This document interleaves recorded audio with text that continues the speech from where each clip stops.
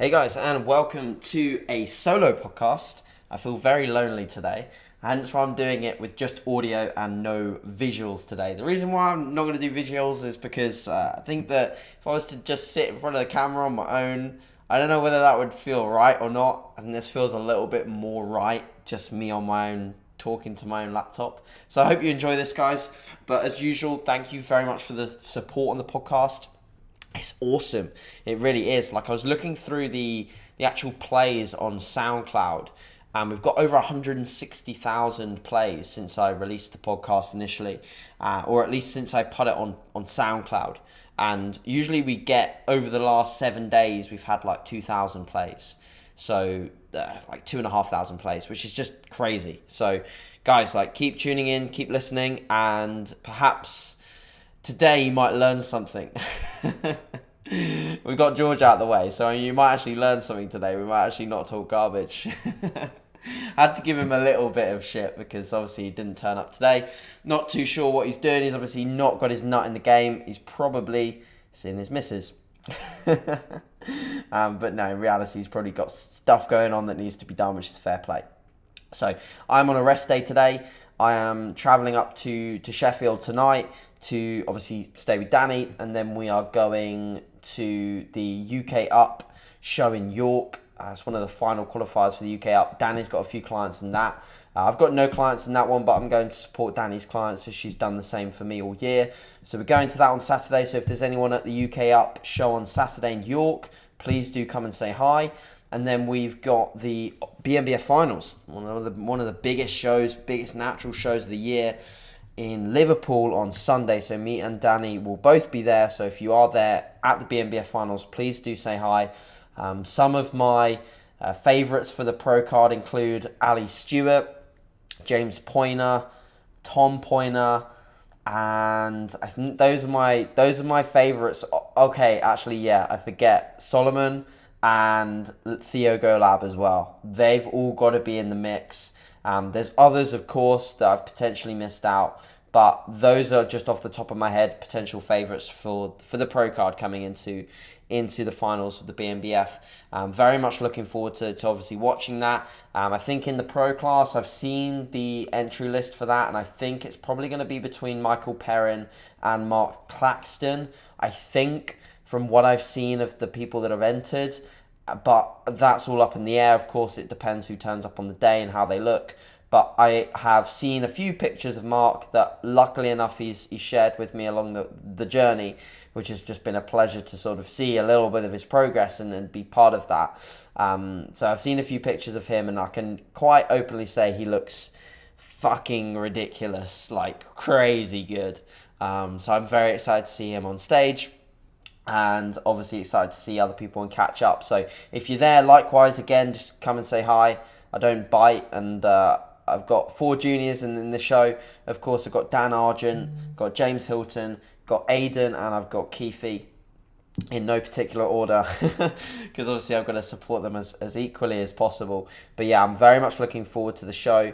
I'm not going to give predictions on the junior class because everyone's bringing a bit of everything, to be honest. I know the other guy that's not my client. So there's 5 juniors. There's 1 that's not my client and 4 that are, which is amazing. I know the other junior, though, and for a very short period of time, I actually coached him before he is now coached by Darren Loxton, who's a fantastic coach. And I love Darren and I love Dennis. They're both great guys. And Dennis just is... He is just a fantastic bodybuilder, and I think he will do very well. If he shows up at his best, he will be very difficult to beat. He's a very, very good junior, but it's all up in the air, and it all matters as to what they bring on the day, and we all know that. So very excited nevertheless, and looking forward to that show. So today's going to be a bit of a Q&A.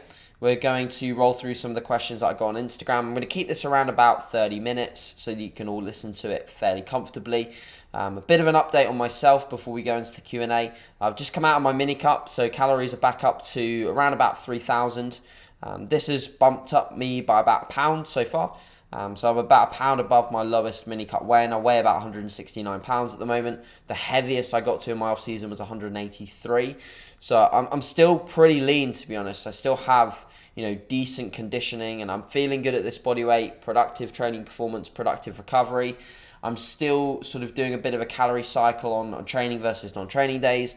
My non-training day calories are slightly higher in fat, slightly lower in caloric intake as a whole. Same protein, just a drop in carbohydrates and a slight raise in fats.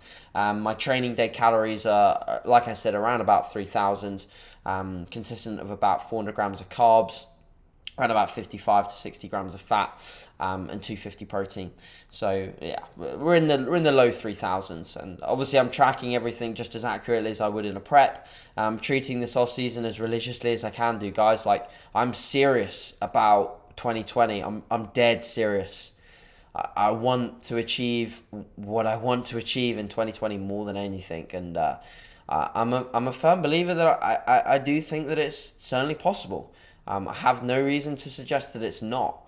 So I'm going to stick to my guns. I'm going to be patient. And, anyone who fancies challenging me in 2020, like, let's turn up the heat. Let's go. Like, if you're a lightweight and you're going to be competing in 2020, turn it up, guys. Like, turn it up. I want to see you doing what I'm doing in the gym.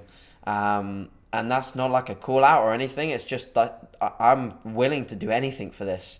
I'm really ticking all my boxes here. Like sleeping 8-9 hours a night, nailing my nutrition, eating like a bodybuilder, eating this like it's my job. And I want you to realize how serious I'm taking this off season. Like, I'm not laxing up on anything. Like, this matters to me. So, and I get quite emotional about it because it really does mean a lot. That's where I'm at. Let's roll into these questions and see if I can give you some take homes for this episode, guys. So, first up, No More Defeats Fitness asks, Google Sheets, how can upcoming coaches use them? So essentially what you want to start doing with Google Sheets, guys, is really think about what you want to track for your clients. So it's pointless looking at what I do with my clients because it's going to be vastly different to what you're potentially trying to collect from your clients. So think about the client that you're coaching, whether they're general population, whether they're contest prep, whether they're male or female. Think about the data that you want to collect from them, not what I'm collecting, not what you want to collect for yourself. What do you want to collect from this person? What really will make your check-in process easier in terms of collection of data? Once you've nailed that, perfect, you're ready to go. And then you can just start laying that out on Google Sheets. You can create tabs at the bottom, so you can create their coaching tracker where they track their body weight, etc., etc. You can create a training tracker where they track their training. I recommend doing separate sheets. You can create a check-in form so they can fill out their data for the week in terms of what you're wanting from them, and this may well be individual. And then you can obviously create other things like nutrient timing trackers, meal plans. You can really like have a fucking roller coaster ride with Google Sheets, and it's a very, very good form of document because you can just send it back and forth. You don't have to send it back and forth. That's the positive. You can basically just create the link. You have access to it. Your client has access to it, and that's all you need. And then you get going. So really, just think about what you're trying to collect from your clients, and then go from there. And that's what the most simplistic way that you can think about Google Sheets in terms of opening up that as a tool for yourself as a coach. Wonky Walsh Sammy, that's an incredible name, dude. So you're asking 3 questions, one of which is totally irrelevant, and you know it's irrelevant, and I think you're asking it as a joke. He asked, what's my favorite steroid cycle? I don't have a clue what my favorite steroid cycle would be, because I'm a natural athlete, and I don't plan on taking steroids at any point in my training career at the moment, so I don't have a clue what the answer to that question would be. But let's move on to the ones that we can give some actual informative answers on. So how to manage or check your ego. Record your lifts. So if you're talking about ego in the gym, you need to record your lifts. If you're starting to move weight for the sake of moving weight and you're no longer using the tissue that we're trying to train, you have to check your ego. Okay, you have to manage this. So look at yourself when you're training, and by that I mean recording it with a Joby tripod. You can get them from Amazon. Record your training footage. Really be analytical in terms of the way in which you manage things, and then you will always determine as to whether you can move forwards with loads or repetitions as a result of how a movement looks. Okay, so really, really be vigilant on this, guys. It can get out of hand very fast, and you can start moving weights for the sake of moving weight, not for the sake of training a tissue. Okay, so what we're trying to do is maximally stimulate muscle. We're not trying to move something from A to B here. So that's what I do with clients. I really look analytically into their lifts, and I think, okay, is this client moving this with the target muscle group? If they are, perfecto. Let's move forwards. Let's increase load. Let's increase reps. If they are not maximally stimulating tissue with the exercise, we either need to look beyond the exercise as to whether it fits them as an athlete, as an individual, or we need to look into execution. All right, so record your lifts. Plantar or dorsiflexion on a ham curl or a quad extension. So this I actually find is quite individual. Whilst a lot of people would say there's a specific way in which you want to flex your foot for a specific movement, I don't think that's necessarily the case. Obviously, from a mechanical perspective, you might look at doing one versus the other to maximally get a contraction. But I think whatever way in which you can flex your foot to get peak contraction, do that. Like, don't necessarily follow to the norm or what other people are doing. Look at how you want to perform a movement, and it might be intricate. You might plantar flex, and that might not be what you want to do on a leg extension. You might dorsiflex, and that might not be what you want to do on a ham curl. But go for what you can feel. Go for what you get the best connection with. That's my opinion, at least. But try both. You know, there's not a one-size-fits-all with any exercise or execution. So please try both and then go from there. So Alex, one of my clients, asked my opinion on CBD oil and sprays. I've tried the CBD oil, and I can comment on the fact that it probably made me feel a little bit more relaxed. It gave me good sleep. The one opinion that I do have is that they are quite expensive. I have had some clients use them and comment on injuries and niggles reduce in terms of their frequency, or injuries that pre-exist. The pain has gone down. Obviously, we know that it has anti-inflammatory effects, so that would make sense in terms of those comments and positive attributes. But I would say, you know, maybe give it a shot. If you've got the spare income and you've got the spare cash, give it a shot. But it could be one of those things, guys, that it's just another flashy trend that's kind of just robbing you of your money kind of thing, you know. If we're eating in a manner that's not promoting an inflammatory state, as much as we can eat to sort of influence inflammation levels, which is, again, you know, potentially considered minimal in terms of the way that food can influence inflammation. But if we can eat in a manner that suits and that doesn't cause excess inflammation on top of the inflammation that we're creating from training, I think that's enough to give us the environment to not be consistently inflamed, and basically get into a position where we're recovering as best we can, and getting good sleep. So I think it could be another fatty thing, but I'd have to try it for longer, to be honest, guys, to be able to give you an accurate response on that. So if any CBD oil company listens to this and wants to sponsor me and send me some stuff, go for it, because it's expensive stuff. Barnaby Sutton asked, when will the Ronnie Coleman pants make their return? Potentially in the winter, I'll bring them back. Me and Danny were actually talking about them the other day, and she said she liked them. She digged them, so maybe I'll bring them back. But yeah, they are quite loud. They are loud, and I think my personality when I prep is more loud. Like I don't really give a flying fuck about what I look like, and that can do me some favors, and it can also do me not so many favors. And I turn up in the gym in pink and black baggy trousers trying to be Ronnie Coleman, and I realize that I'm actually just 150 pounds. Yeah, and I'm not Ronnie Coleman. So yeah, they will come back at some point. Greg lifts, peak week considerations, front loads, back loads for certain types of athletes. Okay, so my preference at the moment is what I like to call a progressive linear load. And one of the first people to sort of put this out there was Dr. Joe Klemczynski, is potentially the way you pronounce his surname. All right. So I like to start the week full, start the week fairly full. So give them a good couple of high days at the start end of the week. So you could almost call this a bit of a front load, but it just gets them nice and brimmed.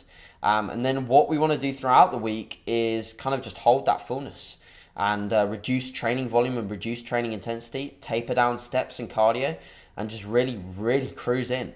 But the amount of times this happens, Greg, is fucking minimal. It's so low. The reason why it's so low is because hardly anyone gets in shape early enough for this to happen. The ideal scenario is that we want to be in a reversed state coming into a show, and hardly anyone gets that job done. I only got that job done because I did so many shows last year. The reverse began for me after my UKDFBA qualifier. Okay, by that point, I'd already done 30 so weeks of prep, and I had another 15 to go. So I did 15 weeks of prep in a reversed environment. All right, so I was essentially, all my peak weeks for the final shows were like topping up. So I was running, my normal intake was like 400 carb, 50 fat, 180 protein, and about 20k steps. So I was running that daily. So during peak week, all I did was run basically I reduced my steps to 15k by the end of the week at least, if not coming down to 10 or 12k.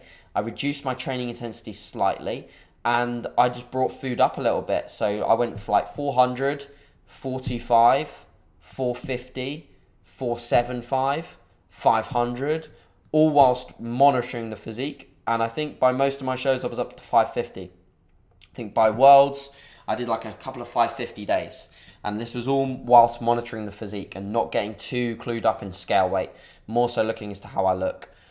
So body composition over scale weight in that period of time. Water I like to increment as well. So if an athlete is in a position where we are doing a very structured load or progressive linear load, I like to linearly increase water as well. And I also like to see sodium, which will come up anyway. I like to see sodium linearly increase as well. So if we're looking at getting maximum intramuscular fluid, then we're looking at bringing up carbohydrates. We're looking at bringing up fluid to match it. We're looking at bringing up sodium to match it as well. You can get quite clued up in the numbers with this. I personally did for myself. The amount of clients I've done this for this year has been very minimal though, because unfortunately it's really difficult to do with other people, because to get it really right, and me and Mark Claxton were actually talking about this the other day, to get it really right, you kind of have to be seeing them very fucking frequently. And a lot of my clients can't do the right amount of physique updates that I need in that period of time to be able to nail that process to the gram of sodium and to the exact liter of water. It's very difficult. So I have to go for more of a backseat, and I'm looking in the future to ways in which I can work around this. Like, can I be with athletes on the day? Like, can I make this more efficient? Can I peak them better? Blah, blah, blah. No. If I'm working with athletes that could be getting their pro cards in the future, which I really hope that I will, I see myself doing, then I will need to fucking nail this process. So trust me, when it comes to peaking, I take it seriously. I do believe that it makes a difference. But at the moment, I'm having to take more of a relaxed approach and more of a less structured approach, because it's the analysis process is slightly more difficult to attain than you might think. So you have to take a little bit more of a backseat approach. So, Greg, I hope that answers your question. That's a very short roundup though. Above your pay grade, your philosophy of what it means to be an athlete. Interesting question. I wouldn't say I really have a philosophy on that. I would say that what it means to be an athlete is to be someone that just immerses themselves in the process and loves it for whatever phase you're in. So whether you're in an off season, whether you're in a pre-contest phase, whether you're maintaining your current body composition, you love the phase that you're in. And you're an athlete both on and off stage. So in the back seat, in the phase in which you're in an audience watching a show, you're still an athlete. You're not eating junk, you're not eating crap, you're eating structured, you're staying on plan, you're being adherent to your sessions, you're an athlete year round. That's what an athlete is. Someone who enjoys competing and going to shows and just doing the occasional show, they can be different in the off season. You know, they can be very relaxed, they can be totally off plan and then come back and prep, and you know, that to me doesn't really signify what an athlete is. An athlete is pretty much 365 24/7, like they're on it. Obviously this involves being a human, because funnily enough, as an athlete, you're not a robot. So this involves going out with family members. This involves having relationships. This involves having a girlfriend, and going out for food and doing other things. These are all normal things. But at the end of the day, you still hit your fundamentals. You hit your protein. You hit whatever expenditure you have to hit. And you're really on point with the things that you do, because that matters. That is what makes you an athlete. So I think that's really important to note, is that, you know, you are an athlete all the time. Whitmore, 1993, finished dieting. So he's finished dieting. He was dieting on 1,400 calories, and you've upped your calories to about 1,850, and your weight is still dropping. How? Very simple answer to this question, dude, and it's not going to surprise you. You are still in a deficit. That is why you are losing weight. Besides the fact that upping food will reduce cortisol levels, because a lower deficit, or a deficit that's less harsh, will reduce your cortisol levels, because dieting is a stress. Placing that stress on the body will continue to see water retention from higher levels of cortisol. Once you drop that off, you will see a reduction in weight. This is water weight, this is cortisol coming out of the body, this is hormones regulating, and this is you dropping some water weight, basically. But besides that, if you continue dropping weight on 1,850, you can imagine at your body weight, mate, you're probably still in a deficit, dude. So yeah, that's the answer to your question, to keep that very short and sweet. If you want to gain weight now, if that's the goal, get your food up, dude. APC Fitness, rationale between proximity of post-workout meal and second post-workout meal being shorter than usual meals. So again, a pretty short answer to this one. That window of time is where we want to maximally stimulate muscle protein synthesis. It's also where we want to maximally get in food. Like, this is recovery time, mate. This is where we want to maximally recover. So if we can look at that window as getting in as much food as we can within the boundaries of digestion, then that's going to be a positive impact on recovery. So hence why we place more carbohydrates around our training sessions.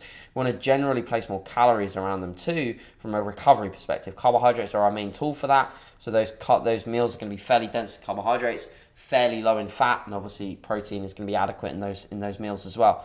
So again, and also the further rationale from a very simplistic point of view is we're going to be hungrier in that phase. Usually people are hungrier post-workout. Most people. Unless you have a really brutal leg session in your off-season, you lose your appetite from it. I've had that now and again. You're going to be hungrier in that window of time. So get your meals in. Get your meals in that window of time. It's pretty easy to get them in. Relationship with food during prep versus off-season from Coach Patch. Thanks for the question. In terms of my relationship with food, I found that obviously I'm more food focused during prep. In my off-season, when calories are pretty high, I have minimal food focus. I'm not really thinking about food. I'm not thinking about eating out. I don't really get too bothered about that, if I'm honest. But when I'm prepping, of course, like, I do think about the next meal. I think about when I'm going to eat. I think about, I don't think about what I'm going to eat because I have structure. So I'd say if you wanted advice on that, then create structure in your diet and make sure that you're sticking to a plan that you can adhere to an extent. Of course, not many people want to adhere to a plan that gets them strided glutes because it hurts, but nevertheless, it's what has to be done to get the goal ticked off. So yeah, and focus in your off season. If your relationship with food is bad, that is a focus to improve on. That needs to improve. If your relationship with food is bad in an off season, you're not prepping. No prep for you. Not allowed. No me gusta. Like, that is not what you want to be doing. So you need to improve your relationship with food before you start a prep. In that moment. What are the benefits of going push and pull sessions? Well, Luke asked this question. Luke, the reality is you're just going to be able to lay more focus on the muscle groups that you're training in those sessions. If you were to compare it to a upper-lower split, of course, in the upper session at some point, the neurological state that you're in, the intensity will diminish because you're looking at training so many body parts in one session. Neurologically, you'll tap out at some point, so it'll become harder to focus on the muscle groups that you're training. So push and pull, splitting it up more, allows for still adequate frequency, but more neurological focus in your session. Comparison to single body part splits, like a chest day and a shoulder day, it allows for higher frequency. And we know as athletes, given the intensity is there, So volume is talked about all the fucking time. Like everyone's like, volume's the main driver of hypertrophy. Like, shut up, man. Doesn't matter what volume you're doing if you're training like a pussy.